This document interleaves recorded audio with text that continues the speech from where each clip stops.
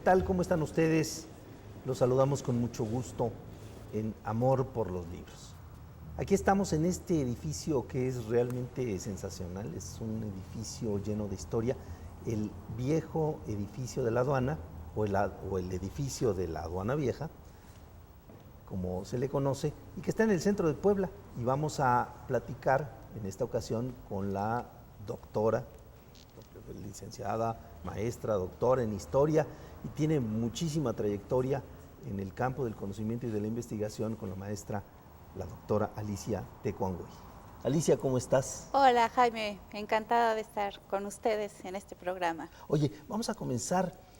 Amor por los Libros intenta hacer una propuesta a nuestros televidentes para que transiten por las páginas de sus libros, pero también de su memoria y también de su ciudad, porque me parece que todo esto está ligado. Este edificio, ¿por qué no comenzamos? Que me digas un poquito nada más de este edificio, que es tan bello. Bueno, este edificio es un edificio de la Universidad Autónoma de Puebla, ha sido recuperado y es uno de los edificios, de las primeras construcciones que reflejaron y que mejor reflejan hoy día con su restauración el esplendor de una ciudad comercial, una ciudad de paso, una ciudad que era un nudo central, básico de los procesos de redistribución, circulación de mercancías. Y aquí en estas oficinas, como su nombre lo indica, llevaron un control específico sobre estos tránsitos de personas, mercancías, bienes, debido a que la ciudad estaba ubicada en la principal ruta mercantil que unía a la Nueva España con el mundo atlántico y con la monarquía española, ¿no? Claro, de hecho el nombre de Puebla es quizá por eso, el poblado. Sí. ¿Verdad? Bueno, hay una gran discusión al respecto, ya sabes. La verdad es que la Puebla de Los Ángeles sí es evidentemente la segunda ciudad de la Nueva España y adquiere una gran relevancia, incluso en los procesos de conformación del predominio de la Ciudad de México como el centro articulador de toda una serie de espacios mercantiles que se fueron, de espacios productivos, de espacios de provisión de mano de obra para la formación de una nueva sociedad que surgió con el descubrimiento y la conquista de este espacio americano. Sí, ¿no? Bueno, ahora sí entremos en materia. Vamos a tus libros. Tú eres de una ciudad cercana a la ciudad de Puebla, de Atlisco. Sí. Allá tenías, tengo entendido, una pequeña biblioteca familiar, ¿verdad? Sí, es como todos los, creo yo, que como todos los hombres, mujeres que nos dedicamos finalmente a las letras, al cultivo de las letras, y es para nosotros una gran pasión navegar por las líneas y los espacios de ellas, plasmadas en las diferentes texturas de papeles y colores. En realidad, esta afición, esta pasión es consecuencia, es resultado de un primer contacto afectivo íntimo y muy intenso en los espacios familiares, ¿no?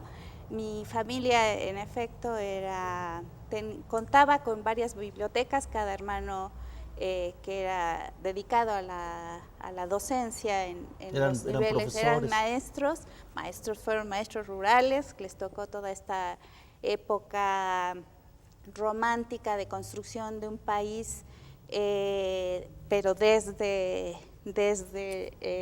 los surcos de la tierra, ¿no?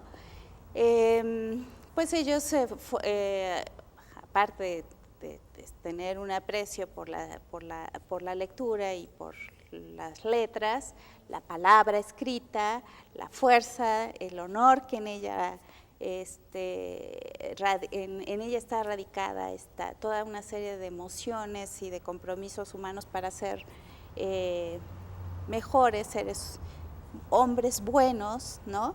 Moralmente constructivos. Pues todo eso venía alimentado también por una época en donde los libros estaban siendo fomentados por la Secretaría de Educación Pública. Te comentaba hace un rato que buena parte de los libros que había ahí en las bibliotecas de mis tíos y en la biblioteca de mi padre, pues eran libros publicados por la Secretaría de Educación Pública en ediciones de millares de ejemplares, ¿no? Así que sí, el contacto era un contacto mediado por el respeto a la palabra, por el respeto al impreso, y por compartir una mística, ¿no? Claro. Así que la biblioteca de mi padre, que afortunadamente estaba más enriquecida, porque él como profesionista, que también fue maestro, pero médico, pues la enriqueció con otro tipo de ejemplares, de tipos de literatura, ¿no? Así que sí, fue ahí en donde... ¿De cuál te acuerdas? ¿De cuál te acuerdas más? ¿El libro que haya llegado a tus manos? Que nos llegan a las manos los libros y primero, pues es un contacto físico, es un contacto visual. A ver, los libros huelen, ¿no? Uno entra a la librería de viejo y los libros huelen. Huelen, sí. Huelen muy bien. Pero a veces hay uno que te llama la atención y te atrapa. Sí. ¿Es tu caso, Alicia? Sí, claro, claro. En la época en que yo me comencé a aficionar por revisar los libros de mi padre, fue en una época en que yo no tenía espacio familiar. Yo soy hija soy la cuarta de una familia de 5. Tenía una hermana muy inteligente, muy graciosa, y 2 hermanos que también ocupaban mucho la atención de ambos padres. Así que por mi propia característica personal, yo no encontraba manera de llamar la atención de mis papás y me llamó la atención siempre ver a mi papá leyendo, ¿no? Sí. Mi padre, bueno, y mi madre también, pero mi padre, pues en ese momento de mi formación era una figura muy fuerte. Aunque mi madre después se volvió fundamental. Y sí te cuento rápido que la presencia de la madre es muy fuerte porque ella solo estudió hasta el 3er grado. Mi papá era médico, pero mi mamá solo estudió al 3er grado. Y terminó siendo una lectora de filosofía, ¿no? Y sí. A mis colegas, cuando hubo oportunidad de platicar con ellos, siempre quedaron sorprendidos porque era una mujer inteligente y culta, pero culta por sí misma, ¿no? Culta por sí misma. Tenemos esa tendencia a identificar los libros con la etapa escolar. Sí, no. Y no necesariamente los libros son una gran diversión. La prueba está en tu madre. Así es. ¿Verdad? Sí, que no necesitó, bueno, todos necesitamos desde luego, pero ella no tuvo la fortuna, la oportunidad. Sin embargo, se echaba sus clavados a los libros. Claro. Oye, pero algunos... Comenzamos con los libros de poemas, yo no sé, los libros de el romanticismo, el declamador sin maestro. Algunos otros empiezan con libros más bien de fantasía, Verne. ¿Tú con qué comenzaste? Yo comencé con unas ediciones de la Unión Soviética, unas ediciones de Moscú. Había una difusión muy grande en los años 60 de la literatura rusa. Sí, sí, y lo recuerdo. Yo empecé, por supuesto, con Pushkin, pero sobre todo el libro que más recuerdo entrañablemente, porque fue el libro que me emocionó, profundamente, que me sigue emocionando, es el de Taras Bulba, de Gorky, no. Una novela histórica. Extraordinaria. Sí. Que además hizo una película espléndida, ¿no? ¿Quién es? Anthony Quinn, creo que es Anthony Quinn. Que no la vi. Sí. Sé que existe, pero sí, sigue deleitándome ese momento apasionante del silencio a las puertas del patíbulo, por decirlo de alguna manera, del hijo de Taras Bulba, ¿no? Aceptando el sacrificio, el estoicismo de la tortura a la que está siendo sometido, sabiendo que el padre está acompañándolo entre la muchedumbre, ¿no? El silencio mortal que se rompe con un llamado, con ese llamado espléndido: Padre, ¿estás aquí? Sí, Sí. aquí estoy, hijo.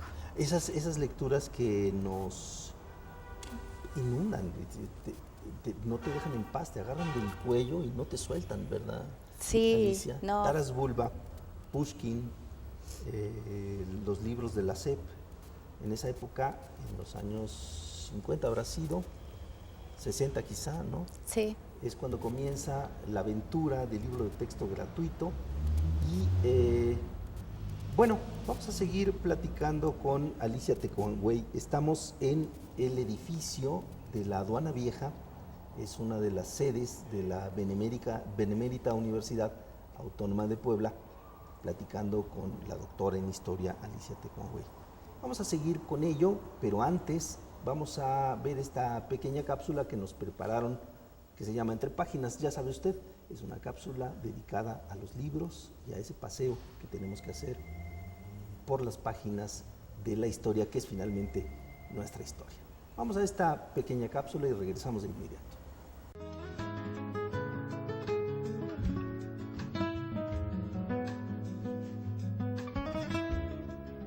Vicente Leñero es novelista, guionista, periodista, dramaturgo y académico mexicano. Nació el 9 de junio de 1933 en Guadalajara, Jalisco. En 1963 escribe la reconocida novela Los Albañiles, que le valió el premio Biblioteca Breve. Elogiado por su estructura compleja y su simbolismo, la novela narra la historia de un velador en una construcción. Leñero empezó a escribir guiones teatrales adaptando Los Albañiles en 1970, La Carpa en 1971 y Los Hijos de Sánchez de Oscar Luis en 1972. Influyó en el inicio del género documental del teatro en México y dos de sus trabajos notables son Pueblo Rechazado y El Juicio. Vicente Leñero recibió el premio Javier Villaurrutia por su antología de cuentos La inocencia de este mundo. Dentro de los premios que ha recibido hay que destacar aquellos que le han sido otorgados por su trabajo de creación de obras por ser contadas en el cine. Entre ellos, Oso de Plata, del Festival de Berlín, por el guión de Los Albañiles. Ariel, en 1979, a la mejor historia original por Misterio.